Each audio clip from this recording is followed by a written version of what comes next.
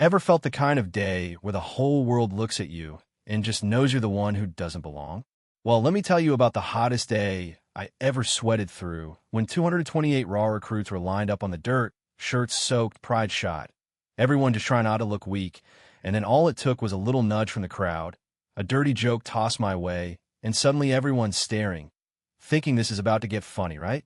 There I was, Anna Blake, pushing my battered cleaning cart along the sideline, not bothering anyone, just doing what I'd done every day for months, wiping up spilled coffee, hauling trash bags twice my size, hoping maybe I could get through the next hour without somebody calling me sweetie or telling me to go fetch their boots. And yeah, I heard them snicker, heard the officer laugh like I was the punchline to some joke only they found funny. Hey, janitor, want to show us how it's done?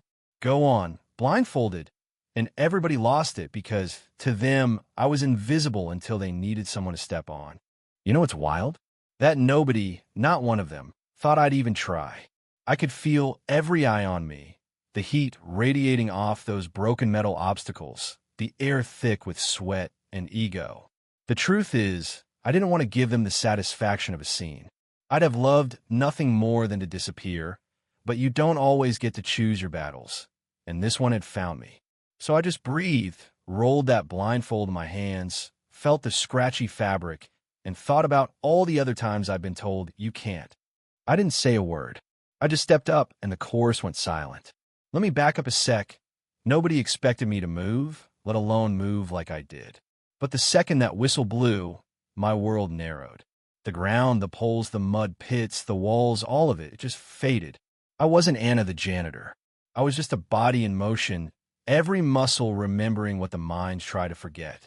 Hands found the ropes, feet hit the beam's dead center, my breath steady, heartbeat like a drum. And you know what? I flew blindfolded through every brutal twist, swung up the final wall with a leap that left the crowd breathless. And when my feet hit the ground, the only thing louder than the silence was the blood rushing in my ears. I slipped the blindfold off, still breathing easy. The laughter was gone. In its place, a stunned kind of respect, or maybe fear, I'm not sure. I didn't stick around to find out. I just went back to my cart, steady steps, no gloating, not even a glance at the faces that had just dared me to fail. That's the thing about moments like that, you know? People remember them. Sometimes they haunt you. Sometimes they save you, but they never leave you the same. The base was always rough, busted fences, sunburnt recruits tripping over each other, and me in my gray jumpsuit, name tag faded, just another shadow in the corner of every frame. Sergeant Wilkes was the worst, always smirking, thinking he could break anyone with enough barking. Guys like Rick, all sharp elbows and sharper tongue, were always ready to pile on. Carla, the queen bee with the perfect nails, made it a point to turn every hello into an insult. That morning, all of them were at their best. I got a bottle tossed in my cart, got called out in front of the crowd. Embarrassing yourself, aren't you, sweetheart? Carla said, her smile all teeth. I kept my cool, picked up the trash, dropped in the bag like it was just another Monday. Didn't blink. Didn't let them see the sting. That's a skill you learn quick in places like this, how not to give away what you're feeling. But that day was different.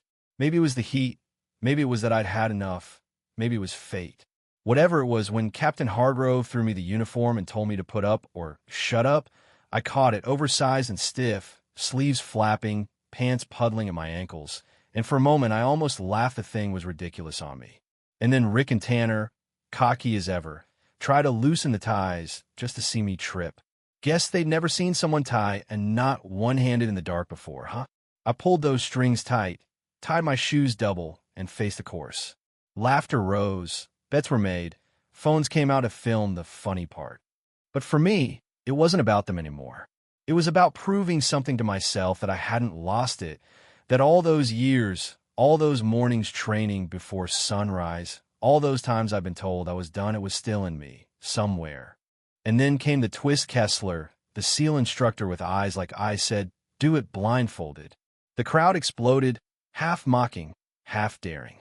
I felt a rush of nerves. But then Patel, the quiet recruit nobody ever listened to, stepped out from the shadows.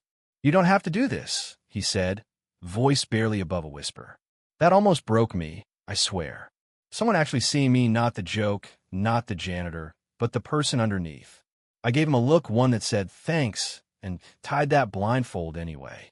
The world went black, but in my head the course was clear as daylight. The whistle sounded and the rest, you know already. I broke the record. 90 seconds flat. Not a stumble, not a slip. When I landed, you could have heard a pin drop. Now here's where it gets even messy, eh? Carla tried to write it off. Cute trick. Doesn't make you one of us. And Sergeant Wilkes lost his cool, accused me of cheating. The crowd went from mocking to mean, looking for any way to tear me down again. I tossed my shoes at Wilkes, let him turn them over, find nothing but worn-out soles. That's when Lieutenant Brooks, the new guy nobody expected to speak up, handed them back, and in that small gesture, something shifted. Even Colonel Ellison, usually stone-faced, cracked a smile and told the recruits exactly who used to hold the blindfold record hear me. The janitor. The truth? I hadn't always pushed him up. Years back, I wore a uniform that meant something, called out orders from chopper under fire, learned how to move quiet and fast when it counted. Life turns, you fall, you get back up, you find new ways to matter. After that day, things didn't go back to normal. Rick mumbled an apology, face burning. Tanner lost his gym sponsorship when the video of him taunting me went viral. Sergeant Wilkes got shipped off to a desk job in the middle of nowhere. Command's way of saying, enough's enough. The rest? They started watching me different. Not with pity, not even with awe, just curiosity, maybe even respect. Every morning I still push my cart, but the insults dried up, the bottles stopped flying. Carla couldn't meet my eyes. Jenkins, the mouthy one, started tripping on the course, and nobody laughed anymore at him or at anyone. Kessler barked less. Hargrove forgot his clipboard on the bench. Diaz lost his smirk. Even Gus, the old maintenance guy, started whistling when he saw me. It was like the base itself had learned something and wasn't sure what to do with it. But you know what stayed? The note on the bulletin board.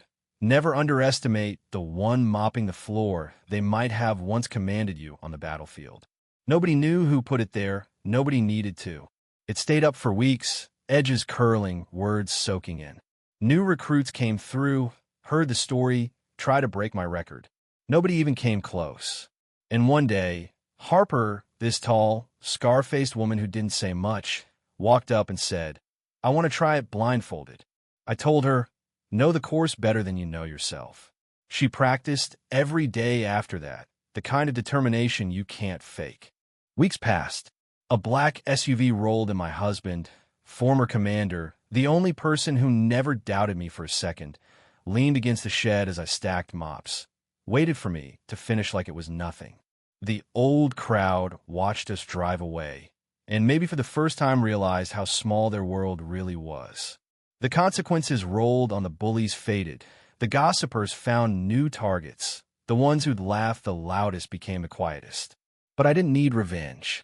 The world has a way of setting things straight, eventually. Still, every so often, someone would stop me, Ellis, with his nervous hands, or the new kid barely old enough to shave asking, how'd you do it? I'd tell them, it's never nothing. You just make it look that way. Or don't talk about it. Do it. Most nodded and walked away with something new in their eyes. Even the colonel started nodding at me, not as a janitor, but as an equal. And the base changed, too. The mockery faded. The course was still brutal, but now it was called Blake's course.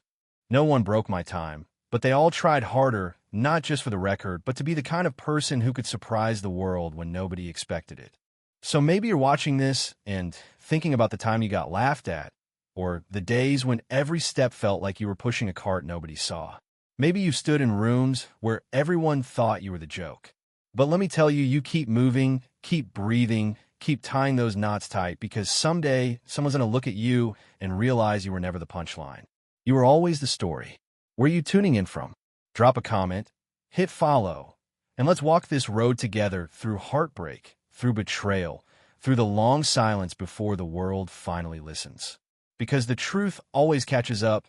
Yeah, that happened, and sometimes justice looks a lot like a mop in the right hands.